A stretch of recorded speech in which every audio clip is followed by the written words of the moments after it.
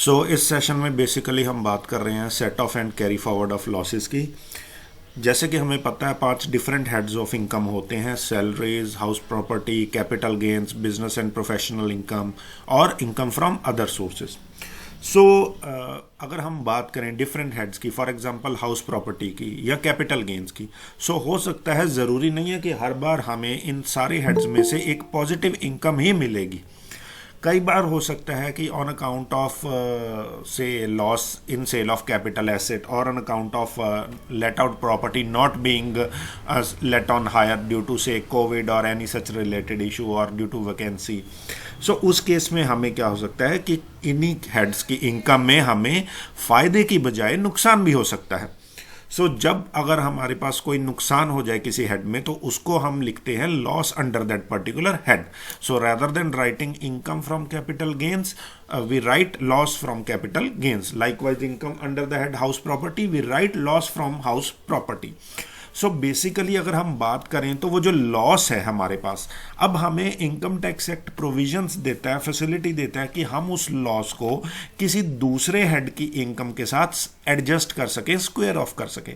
और अगर कुछ लॉसेज ऐसे हैं जिनको लॉ अलाउ नहीं करता, या हमारा लॉस ही इतना ज़्यादा था कि हमने उस साल की दूसरी किसी इनकम से उसको एडजस्ट करने की कोशिश करी और हमारी इनकम भी कम पड़ गई, ओवरऑल जो भी थी उस साल की दूसरे हेड्स की इनकम भी उस लॉस को एडजस्ट करते करते, उस केस में हम उस लॉस को कैरी फॉरवर्ड कर लेते हैं अगले सालों के लिए। हमें एक फैसिलिटी है कि अगर हमें इस साल नुकसान हुआ, लॉस हुआ कैपिटल एसेट बेच के, हाउस प्रॉपर्टी बेच के, किसी और चीज़ में, बिजनेस या प्रोफेशन में, तो हम उस लॉस को सबसे पहले तो दूसरे किसी हेड की इनकम के साथ या उसी हेड की किसी दूसरी इनकम के साथ एडजस्ट कर लें। फॉर एग्जांपल 2 बिजनेसेस कर रहे हैं अलग अलग, तो एक बिजनेस में लॉस हुआ तो दूसरे बिजनेस की इनकम के साथ उसको एडजस्ट कर लें। या अगर ओवरऑल बिजनेस और प्रोफेशन हेड में लॉस हुआ तो उसको कैपिटल गेन्स के साथ या हाउस प्रॉपर्टी के साथ या किसी और हेड के साथ एडजस्टमेंट कर लें। अगर उस एडजस्टमेंट के बाद भी हमें ओवरऑल जो है हमारा लॉस ही नेट अमाउंट आ रहा है, जो फिर भी बच गया है लॉस, उसको हम फ्यूचर ईयर्स में फ्यूचर पॉसिबल इनकम के साथ एडजस्ट करते हैं और उसको बोलते हैं कैरी फॉरवर्डिंग।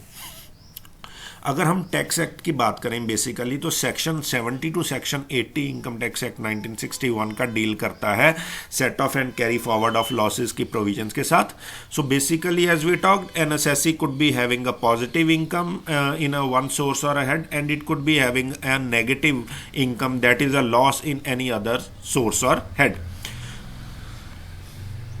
फॉर एग्जाम्पल अगर हम गेन की बात करें तो हो सकता है बिजनेस में गेन हो गया, 2 बिजनेसेस कर रहा है वो, और दूसरे बिजनेस में लॉस हो गया। देन जो ये सेक्शन 70 टू 80 हैं, ये बेसिकली 2 चीज़ों के बारे में बात करते हैं। जब हम सेट ऑफ की बात करें, it is inter source adjustment, that is or intra source adjustment as well as inter head adjustment. जब हम इंटर सोर्स या इंटर हेड एडजस्टमेंट की बात करते हैं बेसिकली, ये दोनों प्रोविजंस ही, inter source and inter head, both of them they relate to set off losses and not carry forwarded. तो अगर इंटर सोर्स एडजस्टमेंट की बात करें या इंट्रा सोर्स एडजस्टमेंट की बात करें, तो this is an example of an intra source adjustment, कि हमने सेम बिजनेसेस में 2 डिफरेंट बिजनेसेस थे, तो उसी हेड को ओवरऑल हेड के अंदर ही, हेड तो सेम ही रहेगा ना, बिजनेस या प्रोफेशन इनकम वाला, उसके अंदर ही अलग अलग बिजनेसेस की इनकम आएगी, या प्रोफेशन भी साथ में कर रहा है और बिजनेस भी कर रहा है, ओवरऑल तो उसी हेड में आएंगी, चाहे मल्टीपल बिजनेसेस हो, 5 बिजनेसेस कर रहा हो कोई।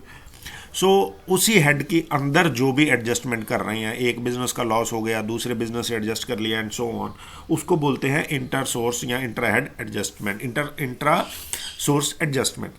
दूसरा है कि हमारे पास ओवरऑल बिजनेस या प्रोफेशन में लॉस आया, उसको हम एडजस्ट कर रहे हैं हाउस प्रॉपर्टी की इनकम के साथ, उसको बोलते हैं इंटर हेड एडजस्टमेंट। एक हेड, जो हमारे पास 5 डिफरेंट हेड्स हैं ऑफ इनकम, एक हेड की जो एडजस्टमेंट है लॉस की, उसको हम किसी दूसरे हेड की इनकम के साथ एडजस्टमेंट कर रहे हैं।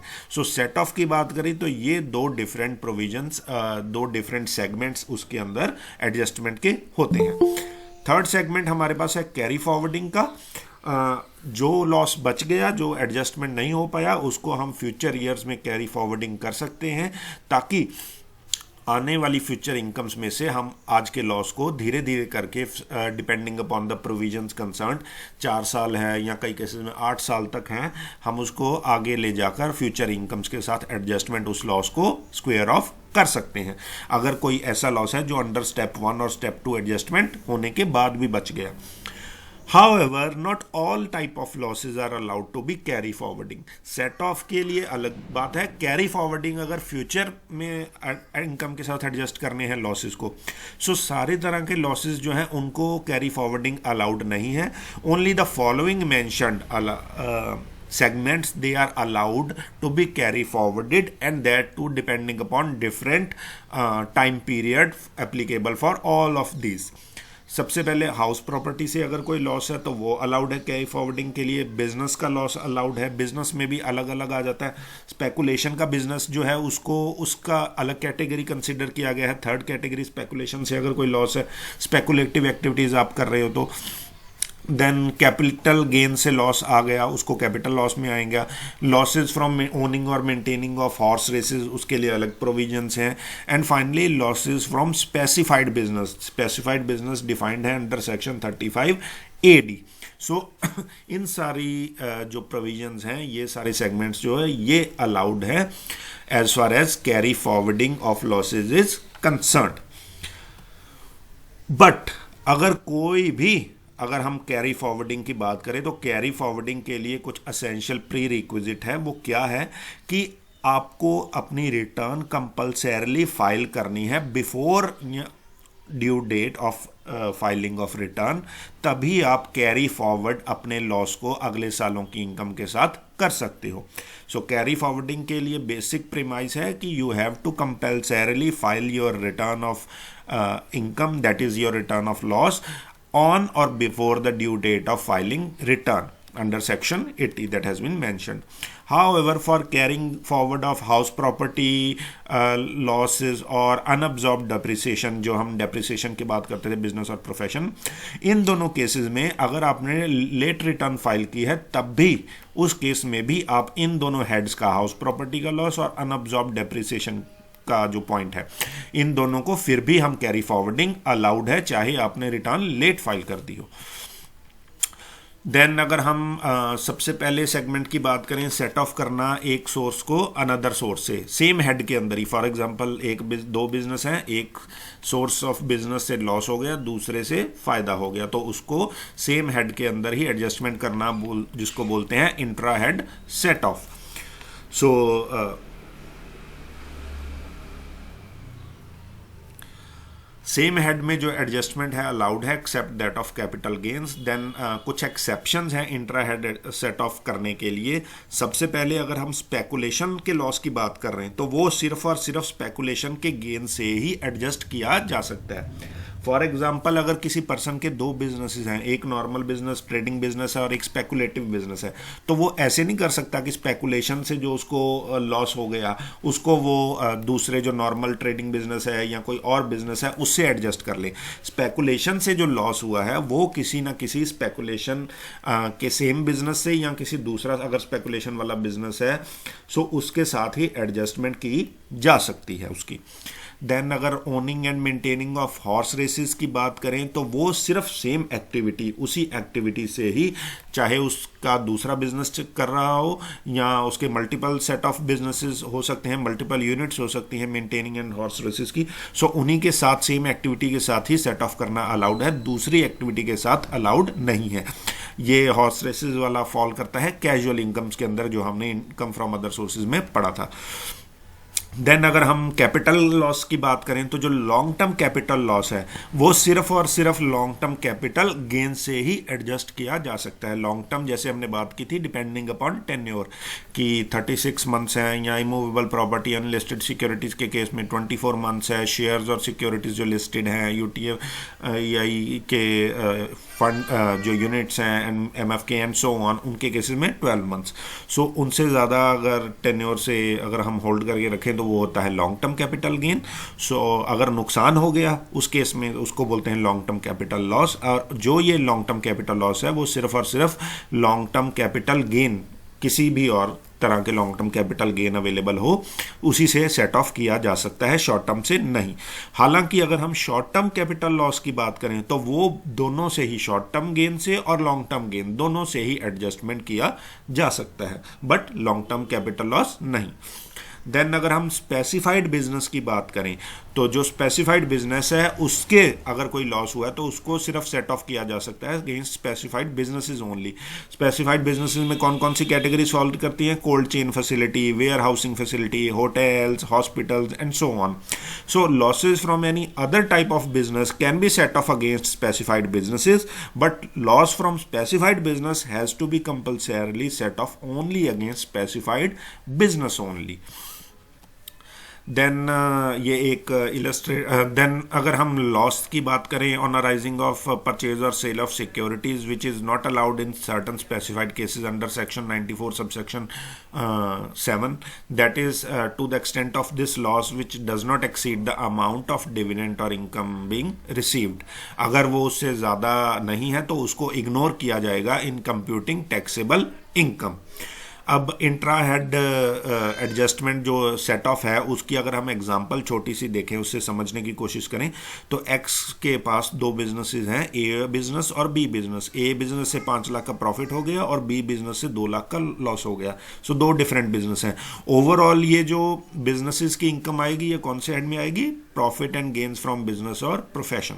सो उसके अंदर ही दो अलग अलग बिजनेस हैं, एक से प्रॉफिट एक से लॉस। सो ओवरऑल अगर हम बात करें तो ये जो 2 लाख रुपए का लॉस है it can be set of with the profit of 5 lakh rupees of business A.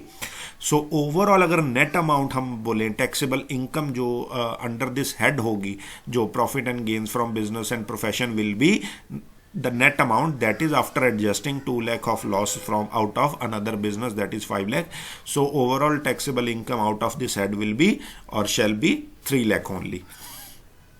Then inter head set off की बात करें, सेक्शन 71 डील करता है कि अगर हम दो डिफरेंट हेड्स की इनकम को आपस में सेट ऑफ करना चाहते हैं। फॉर एग्जांपल हाउस प्रॉपर्टी की से हमें लॉस हो गया, कोई वैकेंसी रह गई थी, हमने लेट आउट प्रॉपर्टी किराए पे देने के लिए रखी थी पर कोई किराएदार आया ही नहीं, कोरोना का इशू था, कोई और था मैटर था एंड सो ऑन। सो उस केस में अगर overall net income house property के अंदर लॉस आ रही है तो उसको सैलरी के अगेंस्ट एडजस्ट किया जा सकता है, सैलरी इनकम के against. Then so basically business की इनकम को सैलरी के अगेंस्ट आप एडजस्ट नहीं कर सकते। बिजनेस का लॉस है उसको जो है वो सैलरी के अलावा बाकी 4 हेड्स के साथ आप एडजस्टमेंट कर सकते हो। अगर बिजनेस या प्रोफेशन से लॉस है, बिजनेस इनकम को सैलरी से एडजस्टमेंट नहीं किया जा सकती। बाकी सब टाइप ऑफ बाकी जो सब कैटेगरीज हैं उनको एडजस्टमेंट सैलरी के साथ भी अलाउड है। बेसिकली जैसे हमने बात की, अगर हाउस प्रॉपर्टी से लॉस हो रहा है तो उसको भी सैलरी के अगेंस्ट एडजस्ट कर सकते हो। सो हाउस प्रॉपर्टी इनकम जो सेगमेंट है, हेड है, उसकी जो लॉस है उसको किसी भी इनकम के साथ एडजस्ट किया जा सकता है। और हालांकि बिजनेस लॉस को इनकम फ्रॉम सैलरी इनकम से छोड़कर किसी भी हेड के साथ एडजस्टमेंट हो सकती है। हालांकि कुछ तरह के लॉसेज ऐसे हैं जो किसी भी तरह के हेड के साथ एडजस्टमेंट नहीं की जा सकती उनकी। वो कौन से हैं? Speculative businesses law and specified businesses. So business head के अंदर ही दो कैटेगरीज हमने बात की थी, एक स्पेकुलेशन का लॉस और एक specified business, section 35 AD। Then capital losses की जैसे बात की। सो ये जो सारे सेगमेंट्स हैं, ये 5 सेगमेंट्स हैं, horse races, specified business, speculative business, capital losses as well as casual incomes like winning from lotteries, crossword puzzles etc. उनको हम उनसे अगर कोई नुकसान हुआ है तो उसे किसी दूसरे इनकम के साथ एडजस्ट, दूसरे हेड के साथ स्पेसिफाइड नहीं कर सकते, उसको सेम कैटेगरी की इनकम के साथ ही एडजस्टमेंट करना पड़ेगा। फॉर एग्जांपल सोनाली ने लॉटरी लगाई, उसने लॉटरी की 500 की 10 टिकट्स खरीद ली और 1 रुपया भी जो है वो लॉटरी का अमाउंट नहीं निकला। सो अगर लॉस हो गया उस एक्टिविटी से, विनिंग फ्रॉम लॉटरी से, तो उसको वो अपनी सैलरी इनकम से या बिजनेस से, किसी और से, या हाउस प्रॉपर्टी इनकम के साथ एडजस्टमेंट नहीं कर सकती इस कैजुअल इनकम का। हाँ, अगर उसको कोई क्रॉसवर्ड पजल से अमाउंट जीत लिया उसने या कहीं और लॉटरी दोबारा डाली अलग से और वहाँ पे फ़ायदा हो गया, लॉटरी प्राइस निकल गया 10,000 का, सो ओवरऑल उसमें से वो एडजस्ट कर सकती है जो पहले की टिकट्स खरीदी थी और जिन पे कोई लॉटरी नहीं निकली। अदरवाइज दूसरे हेड ऑफ इनकम के साथ एडजस्ट करना अलाउड नहीं है। सो ओवरऑल अगर हम ब्रीफ आउट करें तो हाउस प्रॉपर्टी से अगर कोई लॉस हो रहा है तो वो चारों हेड्स जो बाकी बचते हैं उसके अलावा business income, capital gain, salary income और अदर सोर्सेज से एडजस्टमेंट हो सकती है उसकी। बिजनेस से लॉस की अगर हम बात करें तो वो हाउस प्रॉपर्टी से एडजस्ट किया जा सकता है, कैपिटल गेन से और अदर सोर्सेज से। कौन से हेड से वो एडजस्ट नहीं किया जा सकता है? सैलरी इनकम से। सो पांचवा जो हेड है सैलरी इनकम बचा, उससे बिजनेस का लॉस एडजस्टमेंट कभी अलाउड नहीं है।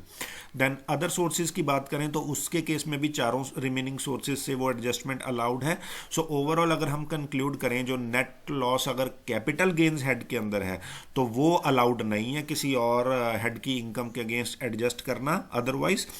और कोई लॉस है किसी भी अंदर हेड के एक्सेप्ट दिस कैपिटल गेन्स और स्पेसिफाइड इनकम, और अगर कैपिटल गेन्स हमारे पास अवेलेबल हों उस केस में, मतलब किसी भी हेड का लॉस है कैपिटल गेन को छोड़ के, जो चार हेड्स हैं हमारे पास, business, salary, other sources, house property, और अगर वहाँ पे लॉस हो और कैपिटल गेन्स के हेड के अंदर हमारे पास इनकम अवेलेबल हो, सो उस केस में वो जो लॉस है वो कैपिटल गेन्स के साथ भी एडजस्ट किया जा सकता है। मतलब क्या है कि कैपिटल गेन के लॉस को किसी दूसरे हेड के साथ एडजस्ट नहीं कर सकते, बट किसी दूसरे लॉस को कैपिटल गेन की इनकम के साथ एडजस्टमेंट करना अलाउड है। So overall this was about the basics of set of provision.